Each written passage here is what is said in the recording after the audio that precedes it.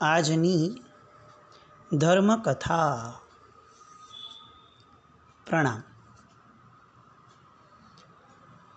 પરમ પૂજ્ય આચાર્ય ભગવંત શ્રીમદ વિજય લબ્ધિ સુરીશ્વરજી મહારાજા, જે અત્યારે લાલચંદભાઈના રૂપે આ જગતની અંદર એવી રીતે જીવી રહ્યા છે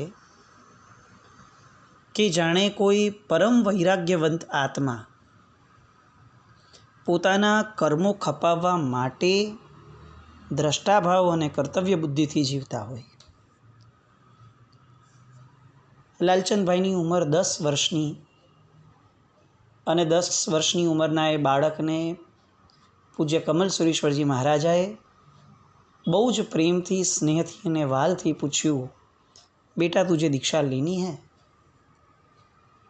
અને લબ્ધિસુરી મહારાજ સાહેબ, કે જે અત્યારે લાલચંદભાઈના પર્યાય સ્વરૂપે છે, એમણે બહુ જ વિનય રીતે પ્રતિસાદ આપ્યો, સાહેબ આપની ઈચ્છા એ જ મારી ઈચ્છા. બેસ્ટ પાર્ટ એ છે, કમલસુરી મહારાજ સાહેબ મૂળ પંજાબના, એટલે એમના પ્રવચન વગેરે, એમની રૂટીન લેંગ્વેજ વગેરે બધું હિન્દી.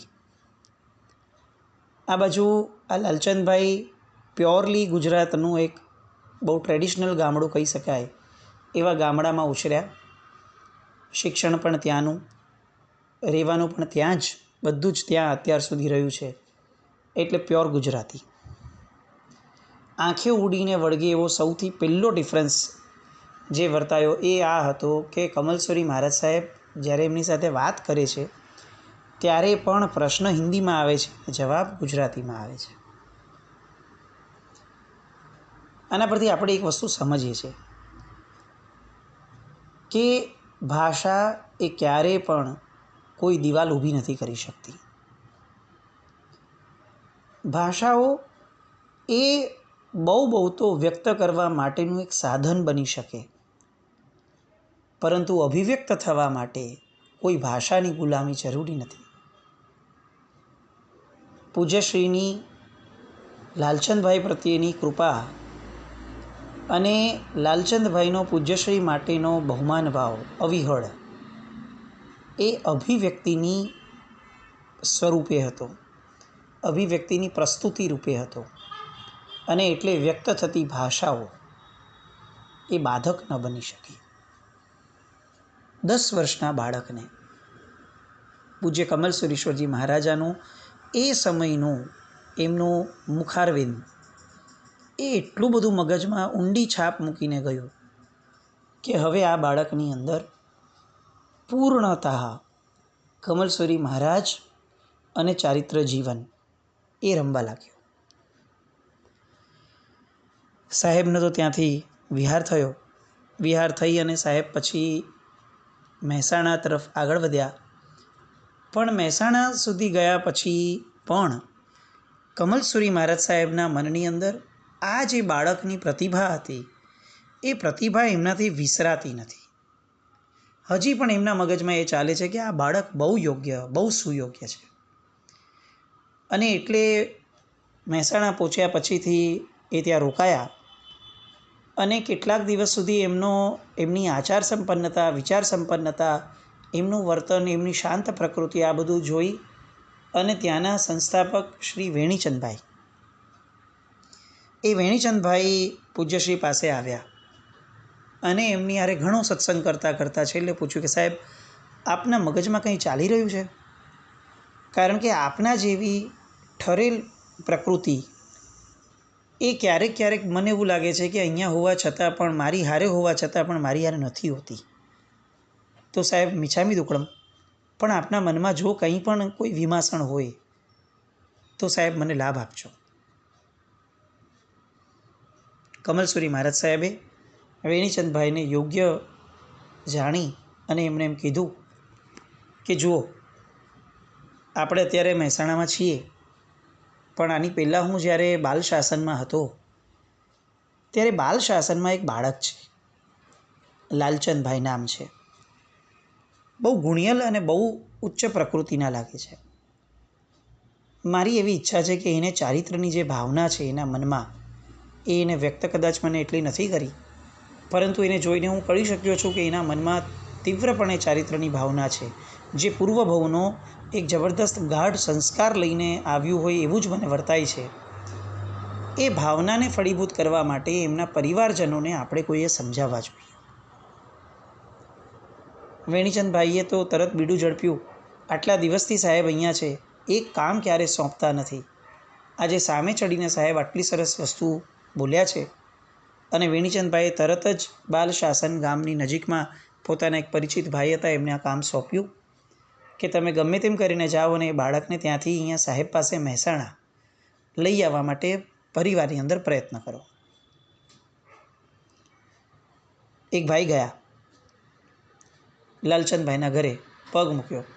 ઘરના બધા બેઠા છે અને પેલા ભાઈએ એમને જેમ પઢાવવામાં આવ્યું હતું એ રીતે એમણે બોલવાનું શરૂ કર્યું કે મને આ વેણીચંદભાઈએ મોકલ્યો છે અને પેલા વેણીચંદભાઈનું એવું માનવું છે કે આ લાલચંદભાઈની બુદ્ધિ ક્ષમતા વિશે એમણે બહુ સાંભળ્યું છે.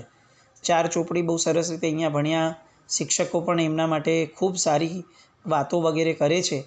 તો આ વાતો એમના સુધી પહોંચી છે મહેસાણા, અને એમની એવી ભાવના છે કે મહેસાણાની અંદર એક વ્યવસ્થિત વ્યવહારિક અને ધાર્મિક શિક્ષણ એ લે. વેણીચંદભાઈ પોતે એમને પોતાના ઘરે રાખશે અને એમની ભાવના છે કે આ તેજસ્વી બાળકને એક સરસ મજાનું એમને એક તક મળે, એમને એક પ્લેટફોર્મ મળે, એ ભાવનાથી મને એમણે અહીંયા મોકલ્યો છે. પરિવારજનોએ સાંભળ્યું, પણ કેટલીક વસ્તુઓ બિટવીન ધ લાઇન્સ હોય છે એ આ પરિવારના લોકો બહુ સારી રીતે પરખી શકતા હતા. કેટલાક સવાલો એમણે કર્યા, ક્યાંક ક્યાંક પેલા ભાઈ ગૂંચવાતા હોય એવું લાગ્યું, અને છેવટે પરિવારજનોએ ના પાડી કે ના, એને અમે વ્યવસ્થિત શિક્ષણનું અહીંયા જ અમારી રીતે પ્રબંધ કરશું.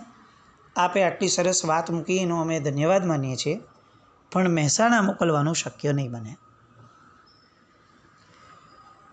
વેણીચંદભાઈને માઠું લાગ્યું કે આપણને સાહેબે એક વસ્તુ કીધીને આપણે ન કરી શક્યા, પરંતુ એમના હાથમાં જેટલી બાજી હતી એટલી પ્રયત્ન એમણે કર્યા હતા. આ બાજુ બધાને એવું લાગવા લાગ્યું કે હવે આ લાલચંદ ઉપર આપણે નજર રાખવી પડશે.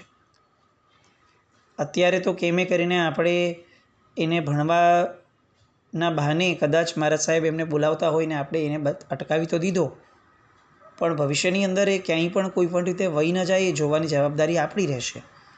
અને ઘરના તમામ લોકોએ આ જવાબદારી જે છે એ સરખે ભાગે વહેંચી લીધી કે હવે ચુસ્તપણે આપણે એની ઉપર નજર રાખશું. લાલચંદભાઈ પોતાની રીતે, પોતાની મસ્તીમાં, પોતાના વૈરાગ્યની ધારામાં જીવન જીવી રહ્યા છે. એ સમજી રહ્યા છે કે લોકોનું એમના માટેનું વલણ બહુ બદલાયેલું છે, પરંતુ બાજી એમના હાથમાં જેટલી હતી એટલું એ પ્રયત્ન કરતા. બાકી તો જે ચાલે છે એ ચાલવા દેવું એ જ એમની અત્યારે તો તાસીરમાં હતું. સમય વીત્યો અને દૌર્ભાગ્યવશ એમના પિતાશ્રીનું અવસાન થયું. એક બહુ મોટો ઝટકો એ એમને લાગ્યો, પરંતુ એક વસ્તુ એ પણ હતી કે 12-13 વર્ષના બાળકને પૂજ્ય કમલસુરી મહારાજ સાહેબ એમણે એટલું બધું ઘડતર કરી લીધું હશે કેટલાક દિવસોની અંદરમાં કે પોતાના પિતાના મૃત્યુ સમયે પણ, મૃત્યુના સમાચારે પણ એમની અંદર કોઈ વિષાદ જન્માવ્યો નહીં. ઉલટું આ 12 વર્ષનો બાળક એમની આજુબાજુ આવનાર લોકોને કહેતા કે આ કુદરતનો ક્રમ છે, જીવ આવ્યો છે તો એનું જવું નિશ્ચિત છે. વચલા સમયમાં એમણે જે ધર્મ કરી લીધો પિતાશ્રીએ, એ એમની મૂડી હવે આપણે એમની પાછળ રુદન કરી, વિષાદ જન્માવી અને એમના આત્માને કેમ મલિન કરવાનો પ્રયત્ન કરીએ. એ જ્યાં છે ત્યાં શુભ ભાવમાં રહે એવું આપણે ચિંતન કરીએ, એવી આપણે શુભેચ્છાઓ આપીએ. પણ આ દુઃખવાળા વ્યવહારો એ મને બહુ પસંદ નથી આવતા, મને બહુ જામતા નથી. આવી વાવી વાતો, 12 વર્ષનો છોકરો, અને આ બધું સાંભળે લોકોને આશ્ચર્ય થાય કે આ 12 વર્ષના છોકરાની અંદર આટલી બધી સમજણ કેવી રીતે. પણ અભ્યાસ એ છાપરે ચડીને બોલતો હતો. જેમ જેમ એનો વૈરાગ્ય વધતો જાય એમ એમ પરિવારજનોની ગંભીરતા વધતી જાય. હવે આ કંઈક કરી બેસશે એવું બધાને ડર એવો લાગ્યો. અને એ ડરમાં એક નિર્ણય લેવાયો કે આ મોતીબેન વૈધવ્યના દુઃખની અંદર પુત્રને કેટલું સંભાળી શકશે એ પ્રશ્ન છે. પ્રાથમિક અભ્યાસ પણ પૂર્ણ થઈ ગયો છે, તો હવે એમને વિશેષ ભણવા માટે દલસી ફોય એટલે કે એમના ફૈબા એમની પાસે માણસા ગામમાં મોકલ્યો. એ સમયે માણસા એ બાલ શાસન કરતા પ્રમાણની અંદર સારું એવું મોટું શહેર ગણાતું અને અભ્યાસ માટેની, વેપાર માટેની તકો પણ બહુ સારી હતી. એટલે માણસા મોકલવાનું નક્કી થયું. માણસા જવાનું થયું. લાલચંદભાઈ ને ફોઈએ તરત કહી દીધું કે જો તારું બધું જ મને ગમે છે, તારી કોઈ વસ્તુમાં મને કમ્પ્લેન નથી, પણ જો ભાઈ ભત્રીજા દીક્ષા વિક્ષાની વાત નહીં કરતો, એ બાબતની વલણમાં તારે મારું કડકપણે માનવું પડશે. અને મસ્તીમાં લાલચંદભાઈએ એકવાર કીધું કે હે ફોઈ, હું કોઈને મારું છું? હું જુઠ્ઠું બોલું છું? હું ચોરી કરું છું? આ બધા પાપ છે અને આમાંનું એક પણ પાપ હું કરતો નથી. હવે કંઈક સારું કરવા જાઓ તો તમે મને એમ કહો છો કે તારે મારું કીધેલું માનવાનું. તો ફોઈ, હું અગર તમારું ક્યારેક ન માની લઉં તો શું થાય? એમ કરી અને મજાકની અંદર એમણે દલસી ફોઈની સાથે કેટલીક પોતાની વાત છે અને કેવી હતી એ કહી દીધી. પણ સામે તો મોહના ઘંટારો વાગતા હતા અને ફોઈએ તરત જ કહી દીધું કે આ બધી કોઈ પણ પ્રકારની વાત તારી હું ચલાવીશ નહીં. અને એક વસ્તુ સમજીને ચાલજે, મારા હાથ ઘણા લાંબા છે. મારા ભાઈના લાડકાને હું આવી રીતે કોઈ પણ જગ્યાએ જવા નહીં દઉં, એ તું સમજીને ચાલજે. માણસામાં એક બાળક આ રીતે આગળ વધી અને પોતાના જીવનની અંદર પોતાની ઝંખનાને પામવા માટે તલસાટમાં જીવતો હતો. અભ્યાસ વગેરે ચાલુ થયો. એની સાથે સાથે નિશાળ વગેરે તો પૂર્ણ થતાં યુવાવસ્થા આવી. વેપારમાં પડવા માટેની ફોઈએ તક ઊભી કરી આપી. વેપાર શરૂ થયો. વેપારમાં પ્રગતિ પણ સારી થઈ. ફોઈએ ધર્મના સંસ્કારો આપવાના જરા પણ છોડ્યા ન હતા. એમને દીક્ષા ધર્મથી તકલીફ હતી, એ પણ પોતાનો ભત્રીજો લે તો, બાકી નહીં. પરંતુ સંસ્કારો આપવામાં એમને કોઈ જ વાંધો નહોતો. ધર્મને એક લેવલ સુધી આચરવાની અંદરમાં એ પેઢી ખૂબ પાવરધી હતી અને એ ઘડતર, એ સંસ્કરણ, એ બધું એટલું જબરદસ્ત કક્ષાનું હોય કે કુનિમિત્તોને પ્રવેશવા માટે રસ્તો જ મળવો અતિ દુષ્કર રહેતો. એટલે રોજ દેવ દર્શન કરવું, ક્યાંક સારી રીતે પૂજા કરવા જવું, કોઈક દેરાસર, રાત્રે મીઠી મધુરી વાર્તાઓ કરવી અને પછી શાંતિથી પ્રેમથી સુવડાવી દેવો, આ બધું ચાલતું હતું. એ સમયે માણસાની અંદર એક મહાપુરુષનો પ્રવેશ થયો.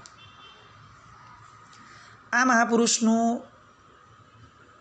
લાલચંદભાઈના જીવનમાં જે મહત્ત્વ હતું એનું વર્ણન આપણાથી કરી શકાય એવું નહીં. હા, એટલું ચોક્કસ છે કે કમલસુરી મહારાજ સાહેબ એ ગુરુપદે બહુ ગજબ રીતે સ્થપાઈ ગયા હતા. પરંતુ કમલસુરી મહારાજ સાહેબના શિષ્ય પૂજ્ય ઉદ્યોતન વિજયજી મહારાજ, એમની પૂર્વની એવી લેણાદેણી આ લાલચંદભાઈ સાથે હશે કે માણસામાં પ્રવેશ્યા સાહેબ, એમને જોઈ અને જાણે આમનો મનનો મયુર નાચી ઉઠ્યો હોય એ રીતે લાલચંદભાઈ ઉદ્યોતન વિજયજી મહારાજ સાહેબ પાસે રેગ્યુલર કોર્સમાં જતા થયા. ઉદ્યોતન વિજયજી મહારાજ સાહેબ એમણે એમની પ્રતિભા જોઈ, એમની સાથે સત્સંગ કરે, એમનું કેલિબર જોયું, એમની ભણવાની ક્ષમતા જોઈ, એમનો વિનય, એમનો વૈરાગ્ય, એમની સૂઝબૂઝ, એમની ગંભીરતા, એમનો કર્તવ્ય બુદ્ધિથી કરાતો વ્યવહાર, આ બધું જોયું અને એવું લાગ્યું કે આ પૂર્વનો સાધક જીવ છે. સામાન્યપણે આ ઉંમરની અંદર આટલું બધું કઈ રીતે થાય? અને ઉદ્યોતન વિજયજી મહારાજ સાહેબે બહુ સહજપણે એને કીધું કે તારી ઉપર તો કમલસુરી મહારાજ સાહેબની દૃષ્ટિ પડી છે અને તું હજી પણ જો આ જ રીતે અહીંયા રહેવાનો હોય તો પછી આટલા બધા વૈરાગ્યોનો અર્થ શું? આવા કેટલાક શબ્દો ઉદ્યોતન વિજયજી મહારાજના એ આ લાલચંદભાઈ ઉપર અસર કરતા ગયા, બહુ ઘેરી અસર કરતા થયા. અને આ અસરમાં એકવાર એમને પ્રયત્ન કર્યો કે એ અહીંયાથી ભાગી નીકળે. અને એટલા માટે રાત્રિના સમયે જ્યારે ફોઈ સૂઈ ગયા હતા ત્યારે દરવાજો અટકાવી પોતાનો સામાન્ય એવો સામાન લઈ અને એ બહાર નીકળ્યા. નસીબ નબળું, બહાર કેટલાક લોકો બેઠા હતા. એમણે તરત પૂછ્યું કે આટલી રાત્રે ક્યાં જાય છે? અને આ પહેલી વારનો અનુભવ હતો લાલચંદભાઈનો. એટલે એમણે તો ભાગવાની શરૂઆત કરી. લોકોએ હોહા કરી અને ફોઈ જાગી ગયા. ફોઈએ તરત કેટલાક લોકોને ભગાવ્યા, ભાગો અને પકડીને લઈ આવો. અને ભાગવાની અંદર, દીક્ષા માટે ભાગવાની અંદરનો આ પ્રથમ પ્રયાસ હોવાના કારણે, ઇનએક્સપિરિયન્સ હોવાના કારણે પહેલી વારમાં લાલચંદભાઈ પકડાઈ ગયા. અને બધાએ પૂછ્યું કે ક્યાં જતો તો એ તો કે? અને એમણે બહાનું કરીને કહી દીધું કે મારે હજી અભ્યાસ કરવો હતો ને, એટલે મને એમ થયું કે હું મોટા શહેરમાં જઈને ભણું. આવું કહીને એમણે લોકોને તો વાળી દીધા, પણ દલસી ફોઈને વાળવું શક્ય ન હતું. કડકાઈપૂર્વક કહી દીધું કે બીજી વાર આવો પ્રયત્ન કર્યો છે તો જોઈ લેજે. દિવસો વીતતા ગયા. ઉદ્યોતન વિજયજી મહારાજ સાહેબ હજી બિરાજમાન હતા. એમની સાથેનો સત્સંગ એ લાલચંદભાઈના જીવનની અંદર બહુ મોટા તોફાનો લાવતો. મનની અંદર કંઈ કેટલા ઉહાપો થતા કે આમને આમ કમાઈ રહેવાનું અને કમાતા કમાતા જિંદગી પૂરી કરી નાખવાની. મારામાં અને સામાન્યપણે જીવતા તિર્યંચોમાં શું ફરક રહેશે? આટલું જબરદસ્ત મને મળ્યું. અને એમાં પણ આવા ઉત્તમ પુરુષો, પૂજ્ય કમલસુરીશ્વરજી મહારાજા, પૂજ્ય ઉદ્યોતન વિજયજી મહારાજ સાહેબ, એમની દૃષ્ટિ મારા પર પડી જાય, કેવી રીતે ચાલે? હું આમને આમ રહીશ? અને થોડાક દિવસ થયા, ફરી પાછો એણે પ્રયાસ કર્યો અને ભાગવાનો એ પ્રયત્ન ફરી વાર એ પાવરધા સાબિત ન થઈ શક્યા. ફઈએ પકડી પાડ્યા અને ફરી પાછું એને જડબે સલાક બંદીની અંદર રાખી દીધા. એકવાર, બે વાર, 3 વાર. 3 વાર આવું થયું. હવે તો એને એવું લાગ્યું કે મારે ગમે તેમ કરીને કંઈક એવો પ્લાન કરવો છે કે જે પ્લાન બીજી વખત મને પાછું અહીંયા અંદર ન લાવે તો ન જ લાવે. અને એટલે આ વખતે એમણે મોટો પ્લાન કર્યો. રાત્રિનો સમય હતો. રાત્રિના સમયે બધા સૂઈ ગયા હતા.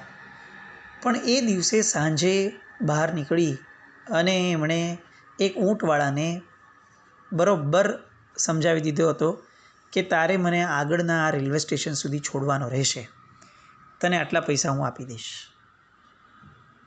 અને ઊંટવાળો પણ તૈયાર, બધી રીતની વાતો રેડી. રાત્રિનો સમય થયો. લાલચંદભાઈ ઘરની બહાર નીકળ્યા. આ વખતે એમણે થોડી તકેદારી એ રાખી કે બહાર જતી વખતે એમણે ઘરની જે કડી હતી દરવાજાની, એ કડી બહારથી જ લગાવી દીધી. અને તરત આગળ નીકળ્યા. ફરીથી નસીબ ખરાબ. કેટલાક લોકોએ ભેગા થઈને પૂછ્યું ક્યાં જાય છે ભાઈ અલ્યા? પણ આ વખતે લાલચંદભાઈ એ કોઈની સાડીબારી રાખે એવા ન હતા. સ્માર્ટલી એમણે બધાની હારે વાતચીત કરતાં ક્યાંયથી પોતાની જાતને સરકાવી દીધી. ખબર પણ ન પડી લોકોને. ઊંટવાળો ઊભો જ હતો. ફટાફટ ભાગ્યા, ઊંટ પર જઈને બેઠા. લોકો પાછળ ભાગ્યા છે અને આ ઊંટને ગપાગપ ભગાવવા માટે ઊંટવાળાને કહે છે. ઊંટવાળો ભગાવી રાખે છે, લોકો પાછળ ભાગે છે. ઘરની દરવાજાની કડી બંધ છે, એટલે અત્યારે ફઈ તાત્કાલિક ધોરણે પકડી શકે એવી કોઈ શક્યતા ન હતી. ઊંટ રાત્રિના સમયે આગળ દોડે છે. ધીરે ધીરે લાલચંદભાઈની દૃષ્ટિમાં પાછળ જોતાં ખબર પડી કે હવે પાછળ ભાગવાવાળો વર્ગ હવે ક્યાંય દેખાતો પણ નથી, એટલો દૂર થઈ ગયો છે. એક પ્રકારની શાંતિ થઈ કે ચાલો બચ્યા. પણ હવે ઊંટવાળો શરૂ થયો. કે દીકરા બેટા હું તને સમજાવું છું, મારે તારી ઉંમરનો દીકરો છે, આમ આવી રીતે સંન્યાસ બન્યાસ લેવા ન જવાય, આ ઉંમર છે કંઈ સંન્યાસ લેવાની, એમ કરીને અજૈન કુળમાં જન્મેલો પેલો ઊંટવાળો પણ લાગણીશીલ, ગામડાની પ્રજા છે એટલે લાગણી એ ઇનબિલ્ટ રહેવાની છે, શહેરના હોત તો બરાબર છે, પણ આ તો ગામડાની પ્રજા બહુ પ્રેમથી એને પૂછે છે, એને સમજાવે છે, એને વાળવા પ્રયત્ન કરે છે. અને આ લાલચંદભાઈ ઊંટ પર બેઠા બેઠા રાત્રિના એ સમયમાં જ્યારે કોઈનું પણ મન ઉચાટમાં હોય એવા સમયે પેલા ઊંટવાળાને ધર્મ પમાડે છે, ચારિત્ર જીવન શું હોય એ સમજાવે છે, ચારિત્ર વિનાનું જીવન કેવું હોય એની વાતો કરે છે. અને પેલો ઊંટવાળો જાણે ઊંટ નથી ચલાવતો, એ પોતાના આખાને આખા ભવચક્રને કંઈક અલગ દિશામાં ચલાવી રહ્યો હોય એવી અનુભૂતિમાં પેલો ઊંટવાળો પામી ગયો. લપધીસુરી મહારાજ સાહેબ કેવા પ્રવચન પ્રભાવક થયા હતા એની વાતો તો આગળ ઘણી આવશે, પણ આ એની જાણે એક પૂર્વ ભૂમિકા નેટ પ્રેક્ટિસ હતી કે દીક્ષા માટે ભાગે છે અને એવા સમયે ઊંટ પર બેઠા બેઠા ઊંટવાળાને પ્રતિબોધ પમાડે છે. પણ પછી શું થયું? ફોઈએ પકડી પાડ્યા કે હવે જરાક એક્સપિરિયન્સ જે મળ્યો તો એના પરથી કંઈક શીખ્યા? આવતીકાલે જોઈએ. જીન આજ્ઞા વિરુદ્ધ કંઈ પણ બોલાયું તો મિચ્છામિ દુક્કડમ. જૈનમ જયતિ શાસનમ.